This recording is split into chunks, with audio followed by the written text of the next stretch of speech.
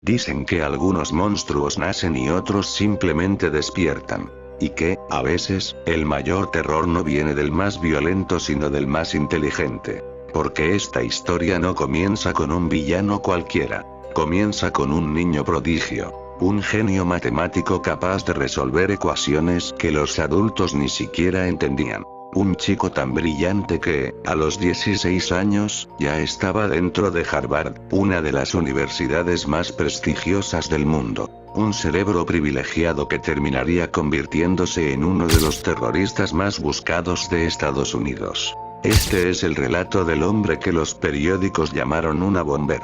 Un fantasma que se escondía entre árboles, que fabricaba bombas a mano, con piezas talladas una por una para no dejar huellas. El hombre que vivió más de 20 años sin agua, sin electricidad y sin contacto humano simplemente porque creía que la tecnología estaba destruyendo la libertad del ser humano. ¿Y sabes qué es lo peor?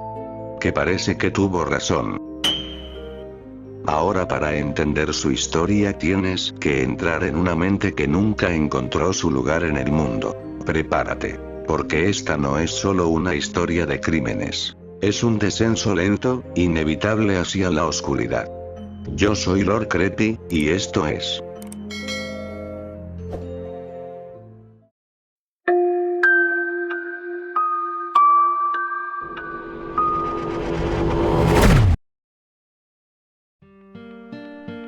Theodore John Kaczynski nació el 22 de mayo de 1942 en Chicago, en un hogar humilde de inmigrantes polacos.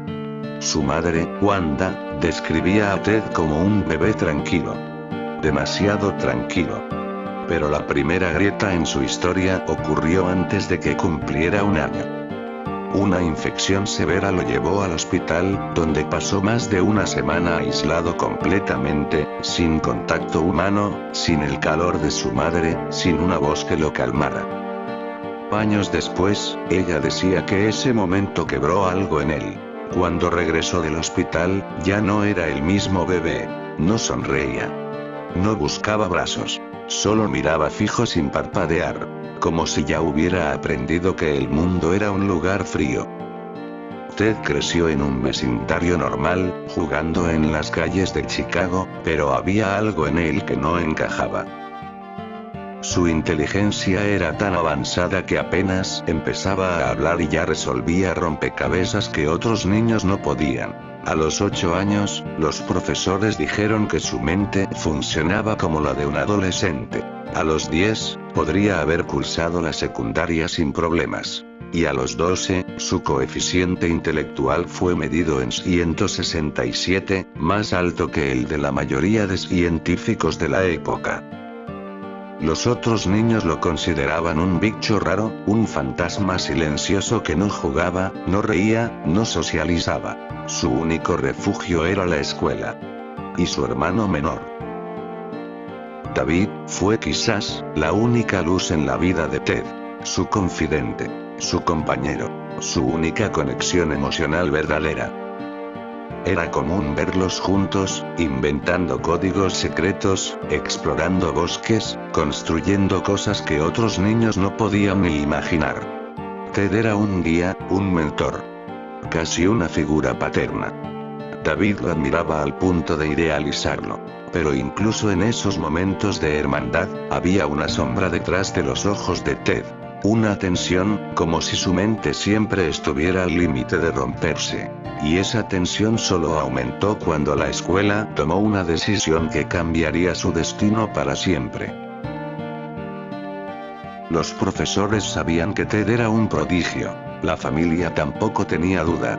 Por eso, en un intento de aprovechar su potencial, lo adelantaron 2 grados completos. Esa decisión fue un error devastador. Ted pasó de estar con niños de su edad a estar rodeado de adolescentes que lo veían como un intruso. Lo humillaban, lo aislaban, lo ignoraban. Era un niño raro, una mente brillante atrapada en un cuerpo frágil. Mientras otros adolescentes descubrían amistades, fiestas, primeros amores. Ted se volvió aún más silencioso, más distante, más frío. Incluso su relación con David se resintió. La distancia de edad académica separó sus caminos. Ted aprendió una lección que jamás olvidaría. La sociedad castiga a quienes no encajan. A los 16 años, Ted fue aceptado en Harvard. Un logro impresionante. Un privilegio reservado solo para los más brillantes. Pero nadie, ni sus padres, ni su hermano, ni la universidad, entendían que Ted no era emocionalmente un adulto. Era un adolescente vulnerable, frágil, con heridas que nunca sanaron. Harvard debía ser su oportunidad. Pero se convirtió en su condena. Fue allí donde conoció al profesor Henry Murray, un psicólogo prestigioso que estaba realizando un experimento secreto. Un experimento disfrazado de estudio académico. Un experimento diseñado para quebrar completamente la estabilidad emocional de personas inteligentes. Ted aceptó participar.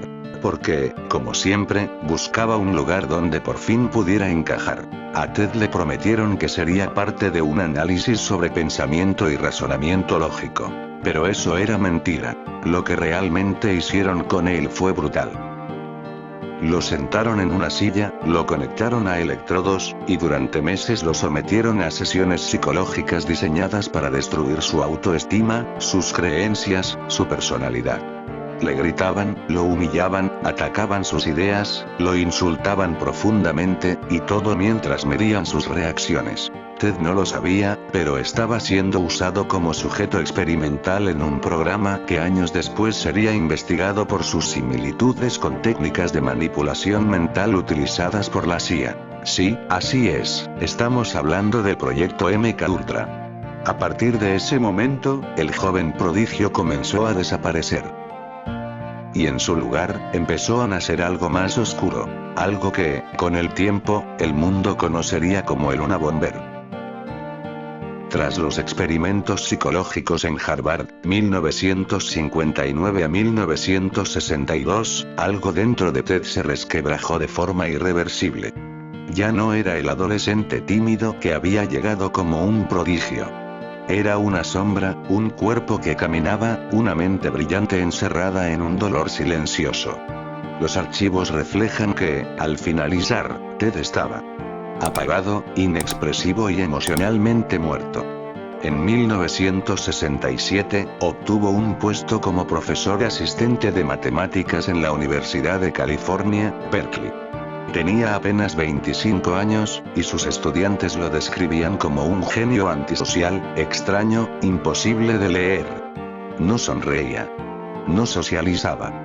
Solo escribía ecuaciones perfectas en el pizarrón y desaparecía antes de que alguien intentara hablarle. En 1969, renunció sin explicación. No volvió a dar clases nunca más.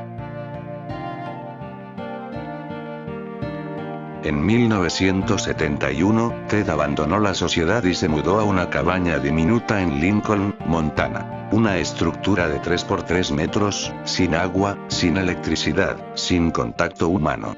Allí vivió aislado del mundo, como si hubiera decidido convertirse en un espectro antes que en un ciudadano. Los agentes del FBI describirían más tarde la cabaña como la mente del Unabomber convertida en madera y clavos. Mapas viejos. Libros de filosofía. Armas caseras. Trampas. Cables. Y cuadernos llenos de ideas contra la sociedad moderna. Fue allí donde la obsesión comenzó a tomar forma. Ted veía la tecnología como una plaga, y a la sociedad moderna como una máquina que destruía la libertad humana. Las ilusiones sociales, los experimentos de Harvard, los fracasos emocionales, todo se mezcló en un resentimiento profundo. Y así, en un rincón remoto de Montana, el Unabomber empezó a existir. El 25 de mayo de 1978, una caja sospechosa apareció en el campus de la Universidad de Chicago. El guardia de seguridad John Harris la manipuló y explotó. La bomba era casera, rudimentaria, hecha con herramientas simples. Pero tenía una firma. No había huellas, pero sí obsesión. La policía lo clasificó como un dispositivo de baja potencia, pero los analistas forenses señalaban una precisión fría y un intento claro de perfeccionamiento. No lo sabían, pero ese era el primer latido del Unabomber. Los ataques continuaron. Universidades y aerolíneas se convirtieron en el centro de una campaña de terror. En 1979, una bomba colocada en un vuelo de American Airlines provocó humo tóxico dentro del avión. Nadie murió, pero 12 personas resultaron heridas. El FBI abrió el caso bajo el nombre UNAB, University Airline Bomber. Años después, la prensa lo renombró simplemente una bomber. Entre 1982 y 1985, el atacante perfeccionó sus dispositivos. Ya no eran bombas improvisadas, sino obras de ingeniería. Madera tallada a mano. Tuberías soldadas. Pólvora artesanal. Cables envueltos con precisión quirúrgica. El 15 de diciembre de 1985, el profesor de informática Hugh Scranton, un hombre sin enemigos, abrió un paquete que encontró en el estacionamiento. La explosión lo mató instantáneamente. Los agentes federales anotaron algo inquietante. El dispositivo demuestra un sadismo calculado. El atacante evoluciona. En 1987, un testigo vio a un hombre encapuchado dejar un paquete sospechoso. Fue la única vez que alguien vio el rostro del terrorista, aunque no por completo. Lo describieron así. Hombre blanco, 1,75 metros, complexión delgada, gafas de aviador, sudadera con capucha. Ese dibujo, el del hombre con capucha y lentes oscuros, se volvería uno de los retratos policiales más famosos de la historia estadounidense. Pero Ted no quería solo causar daño, quería enviar un mensaje. Tras varios años de silencio, el Unabomber reapareció. En 1993, 2 bombas enviadas por correo hirieron a 2 profesores universitarios. Los dispositivos eran más poderosos, más limpios, más letales. Y luego llegó 1994. Una carta llegó al lobby de una empresa de publicidad. Dentro había un paquete dirigido al ejecutivo Thomas Moser. Cuando Moser lo abrió, la explosión lo mató al instante. Los investigadores encontraron un mensaje que parecía una declaración de guerra. No se debe permitir que la tecnología destruya la libertad humana. Ya no era solo un asesino, era un ideólogo dispuesto a matar para corregir al mundo. El 24 de abril de 1995, una bomba mató al presidente de la Asociación Forestal de California, Gilbert Murray. Finalmente, el Unabomber envió una carta a los principales periódicos del país. Exigía que The Washington Post y The New York Times publicaran su ensayo de 35.000 palabras titulado La sociedad industrial y su futuro. Amenazó con seguir matando si no lo hacían. El FBI, exhausto tras casi 2 décadas persiguiéndolo, tomó una decisión sin precedentes: publicar el manifiesto para intentar provocar un error. Y funcionó. El hermano de Ted, David Kaczynski, al leer el texto, reconoció el estilo, las palabras, los patrones, esa forma tan particular de escribir. Era la misma forma en que Ted había hablado durante toda su vida, y entonces se dio cuenta. El hombre al que más admiraba, era el Unabomber.